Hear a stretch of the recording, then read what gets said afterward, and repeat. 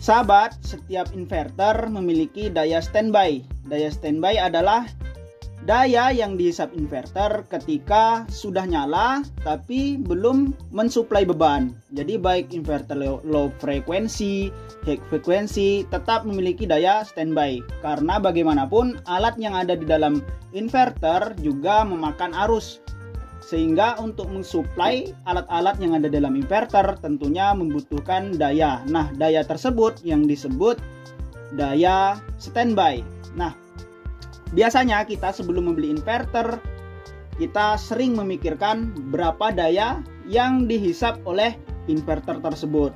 Semakin besar daya standby-nya, kita akan berpikir ulang untuk membeli inverter tersebut, terutama bagi aki sahabat yang masih kecil, yang di bawah 100 Ah misalnya. Jika daya standby inverter kita besar, kemudian aki kita kecil, maka belum menyalakan beban, energi yang ada di dalam baterai kita sudah terkuras oleh inverter. Nah, sahabat, saya akan bereksperimen mengetes menguji coba berapa daya standby pada sebuah inverter Kenica KCT 1K12 ini, inverter 1000 watt 12 volt ini. Saya akan menguji, pada kali ini saya akan mengujinya, dan kita akan cek berapa sebenarnya daya standby yang ada pada inverter ini. Oke sahabat.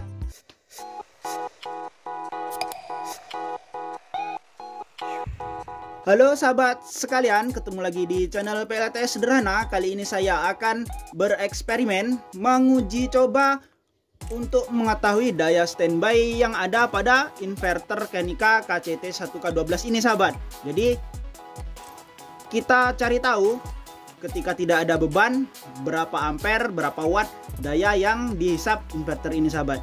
Saya sudah menginstal ini step down yang biasanya saya gunakan. Jadi ini saya supply dari baterai saya sahabat, baterai lithium saya. Nah, saya setting di 12 volt. Kenapa 12 volt? Ya, ini patokan sahabat. Patokan ketika kita menggunakan baterai 12 volt ya 12 volt, enggak 14,4 ataupun 13,3 sahabat. Jadi saya set pas di 12 volt. Nanti kita akan cek di sini ampernya, wattnya sahabat.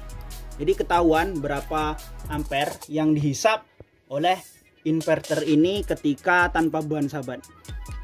Nah, ini masih terhubung ke baterai ya, tanpa step down, jadi masih bisa menyalakan yang besar. Nah, sebelum saya menguji coba, saya akan mematikan inverternya dulu sahabat. Sudah mati ya sahabat. Selanjutnya kita turunkan MCB nya biar tidak ada arus yang mengalir langsung dari baterai. Nah sahabat, ini kita buka karena akan saya cepitkan di sini sahabat. Nah, bagi sahabat yang ingin menguji coba ataupun ingin tahu berapa daya standby inverter sahabat, usahakan sahabat kapasitor yang ada di inverter ini masih ada tegangannya. Jadi ketika kita memberi supply dari misalnya step down ataupun alat ukur yang lain ya, ini tidak mengecas dulu, tidak mengecas kapasitornya. Kalau mengecas sahabat, ini besar sekali daya yang dihisap, arus yang dihisap dalam waktu cepat besar sahabat. Kemungkinan kalau menggunakan step down seperti ini itu nggak kuat, kecuali langsung ke aki juga ya, ke aki kemudian diberi alat ataupun monitoring seperti wattmeter, itu bisa sahabat, nggak usah dicas dulu. Tapi karena saya males untuk buka-buka ini, repot sahabat, jadi saya menggunakan ini supaya bisa langsung tahu standby-nya berapa di sini sahabat. Oke sahabat, kita cepitkan aja langsung ya, biar sama-sama tahu. Mungkin ada yang mau beli inverter seperti ini atau inverter yang jenis lain, ya bisa dicoba dalam artian seperti ini. Ketika kita beli inverter ini penting sahabat, apalagi inverter kecil. Nah, tapi daya standby-nya besar, ini sangat berpengaruh sahabat. Oke, coba kita nyalakan ya sahabat ya. Kemudian nanti kita lihat ke sini ya, ke sini berapa daya yang dihisap, berapa arus yang diserap ketika tanpa beban. Oke sahabat, saya nyalakan ini, tapi sahabat langsung lihat ke sini ya. Didekatkan saja sahabat. Oke. Oke, sudah jelas sahabat, lampunya sudah kelihatan ya. Nah, sudah kelihatan. Ini kenapa 12,4? Karena sisa tegangan dari kapasitor yang ada di dalam inverter ini sahabat ya. Itu kan terus turun sahabat. Nah, akan berhenti di 12,2 nanti sahabat. 12,1 12,0 sahabat. Jadi nanti berhenti di 12,0. Oke, sudah 12,0 ya, sesuai tegangan yang saya set. Kalau dari baterai 13,3 sahabat. Di sini saya set plus 12 volt. Oke sahabat, saya nyalakan inverternya. Ini akan kipasnya akan kencang suaranya sahabat. Nah, itu akan berpengaruh ke watt yang diserap. Ini akan naik turun sahabat. Wajar. Oke sahabat. Terlihat sahabat, 5 wattnya ya sahabat ya, 4 watt. Nah, nggak kuat sahabat, nggak kuat ya, nggak kuat, terlalu rendah voltasenya sahabat. Kita matikan, karena ini belum saya matikan tadi sahabat. Ini dari output inverternya saya matikan dulu.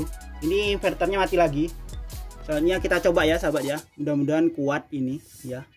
Ini sudah saya matikan, artinya tidak nyambung lagi ke beban rumah. Tadi lupa saya sahabat. Oke, kita hidupkan lagi sahabat, kita cek ke sini.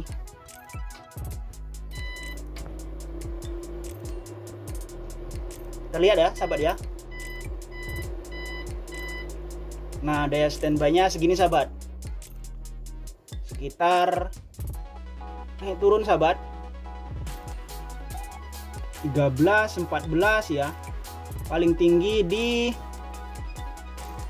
14 watt sahabat, dan paling rendah di, susah sahabat, dia naik turun terus sahabat, nggak mau berhenti dia. Ini minta diikat dia sahabat, kalau bisa diikat, tapi nggak bisa diikat sahabat. Ya sekitar 14 sampai 14 10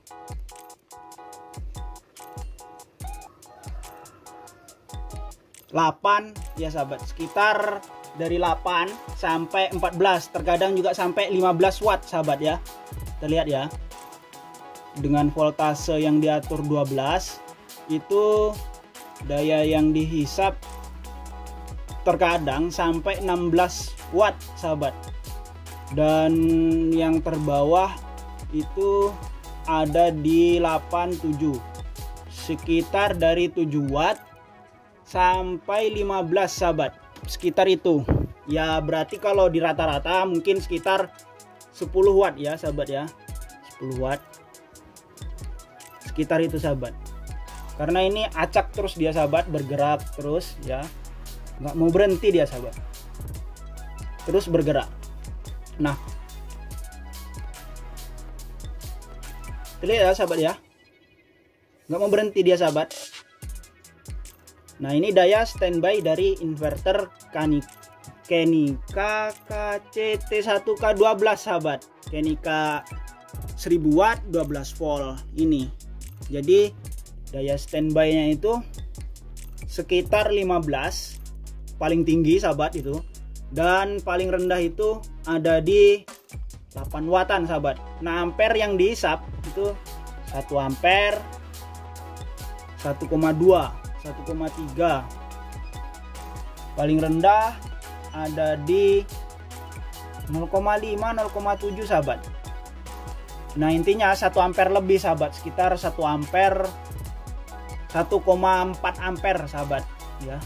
Terlihat tadi tertinggi itu ada di 1,4 ampere, dan wattnya paling tinggi ada di 15 watt.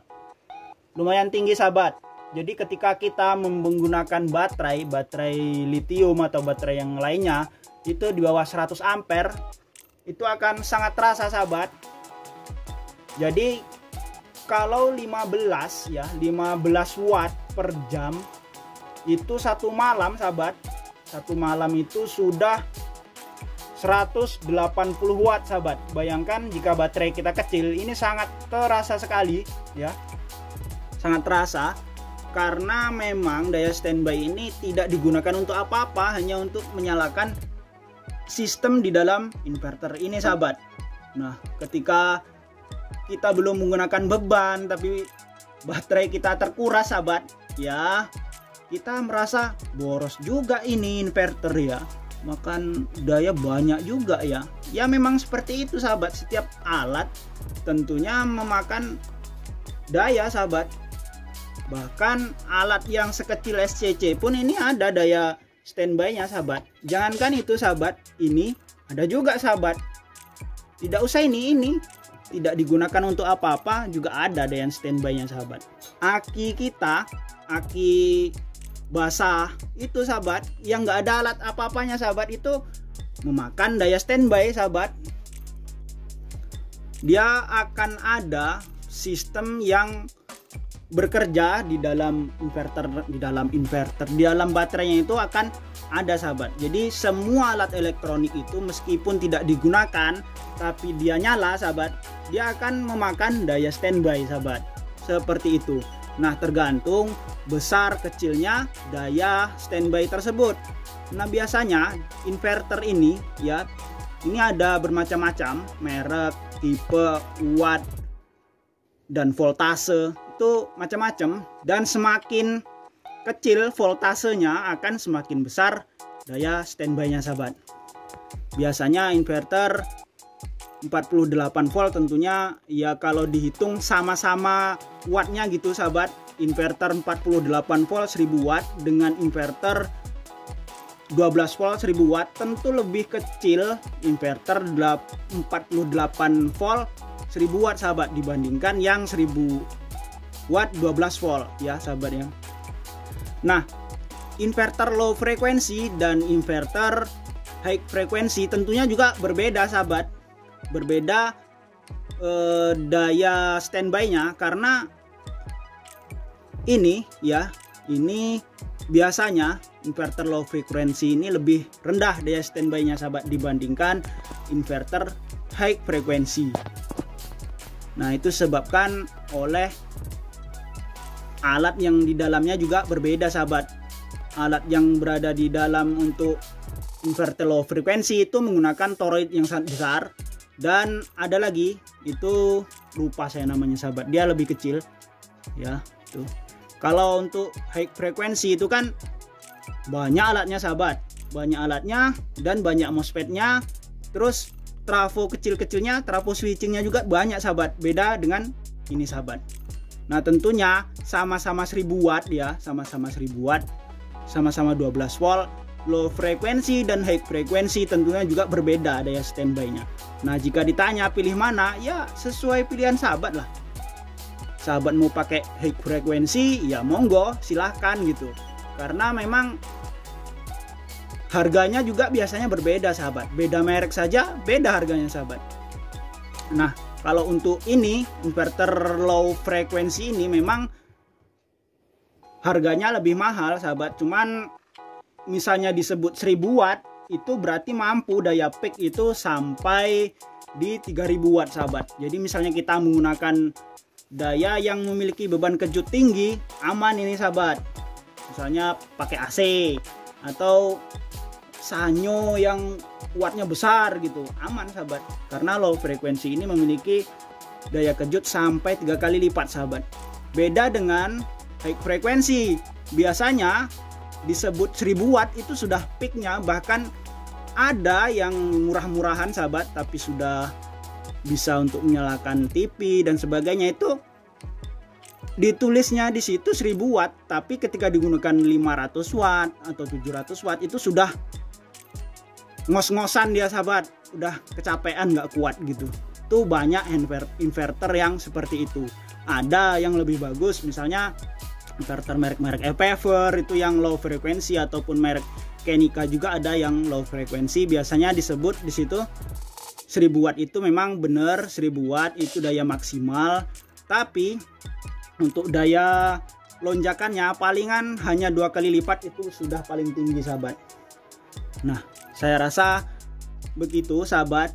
Dan satu lagi saya ingatkan, setiap inverter itu sahabat itu memiliki fan ataupun kipas ya, kipas untuk mendinginkan inverter ini ya. Jadi inverter ini pernah saya buka itu kipasnya itu sampai 2 ampere, 12 volt 2 ampere. Berarti untuk nyala maksimal kipasnya itu sahabat sampai 24 watt sahabat ya. 24 watt. Tapi ketika dalam keadaan pelan seperti ini kan hanya standby mendinginkan saja perlahan gitu. Ini ya paling sedikit yang dihisapnya sahabat, ya paling 5 watt 6 watt gitu saja sahabat. Nah, ketika dia puncak misalnya sudah panas gitu ya, inverternya sudah panas, tentunya daya yang dihisap akan lebih tinggi sahabat ya, akan lebih tinggi. Nah, ini memang seperti itu sahabat, wajar setiap inverter seperti itu. Jadi ketika kita ingin membeli masih mikir daya standby-nya gimana, ya nggak usah pakai inverter sahabat kalau mikir daya standby, karena biasanya yang masih mikir daya standby berarti kita takut aki kita tuh terkuras ya, terkuras tanpa ada beban. Berarti aki kita masih kecil. Ketika kita menggunakan akinya sudah besar, baterai kita sudah kapasitasnya tinggi, itu nggak akan terasa sahabat. Untuk 10 watt 15 watt itu nggak akan terasa jika baterai kita besar. Tapi kalau baterai kita kecil ya akan sangat terasa sahabat. Bahkan nyala inverter saja kok sudah drop baterai kita. Ya wajar memang seperti itu, setiap alat memiliki daya standby. Oke sahabat, cukup sekian video kali ini, semoga bermanfaat bagi sahabat semua yang penasaran berapa daya standby inverter ini, atau pengen coba inverternya itu berapa daya standby-nya. Silahkan sahabat dicek sendiri. Untuk daya standby inverter ini sekitar dari 15 watt sampai turun itu ada di 9 watt ya sahabat ya. Dan perlu diingat kipasnya juga ini menghisap daya standby juga. Oke sahabat, terima kasih sudah nonton video ini sampai habis, sampai full. Semoga bermanfaat. Jangan lupa untuk di subscribe yang belum subscribe, dan yang sudah terima kasih. See you next time and bye.